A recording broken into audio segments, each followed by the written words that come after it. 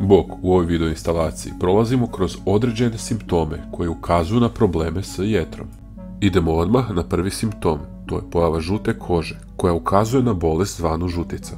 Na drugom mjestu je pojava crvenila na dlanovima. Ovo stanje se zove palmarni eritem. Palmarni etirem je rijedak znak koji ukazuje na probleme s masnom jetrom ili se bolest manifestira kao ciroza jetra. Na trećem mjestu su paukove vene u gornjem dijelu tijela. Ovo stanje je stručno zvano angiomi.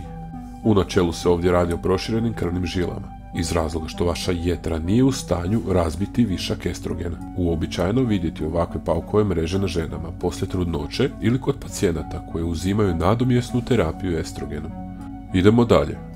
Na četvrtom mjestu je pojava malih bijelih izrasljina na vašim očnim kapcima. To su doslovce nakupine viška kolesterola. Kod ovakvih pacijenata obično je jako visok triglicerid u krvi, a imaju nizak HDL. HDL je dobar kolesterol. Budući da naša jetra kontrolira kolesterol, sam problem s kolesterolom ukazuje nam na problem s jetrom. Na petom mjestu su ljubičaste ravne kvrge na vašoj koži. Ovo stanje se naziva Lishen planus, to je recidivirajući upalni osip koji svrbi. Ova vrsta osipa je također jedan od direktnih pokazatelja problema s jetrom. Na šestom mjestu je pojava malih crvenih i rozih mrljica na koži, često na nižim dijelovima nogu, ali čak i na rukama. Nazivaju se ehimoze, to je potkožno krvarenje manjeg intenziteta.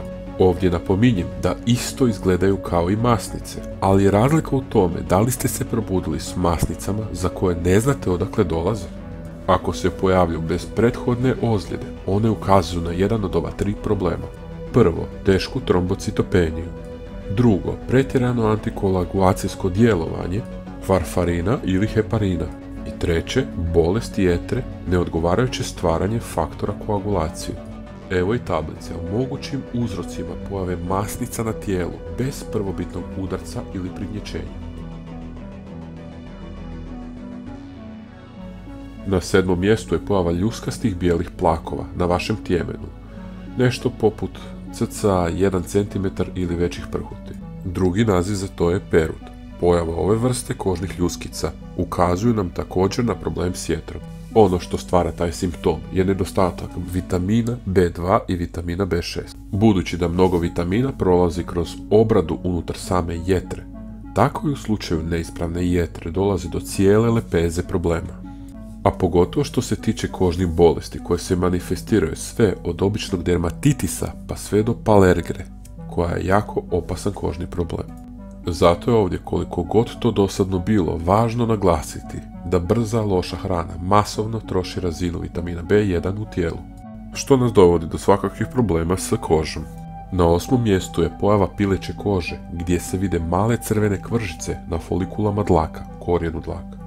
Ovo stanje se naziva hiperkeratoza i ono ukazuje na probleme s jetrom.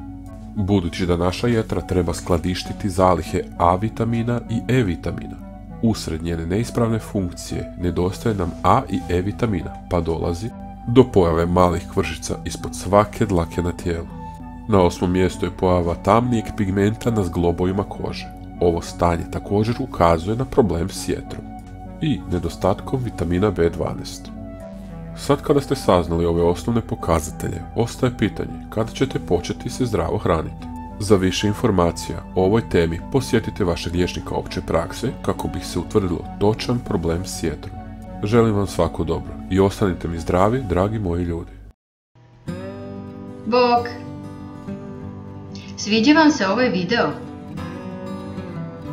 Biće ih još. Pretplatite se tu, na naš kanal. Besplatno je. I naravno lajkajte. Hvala vam!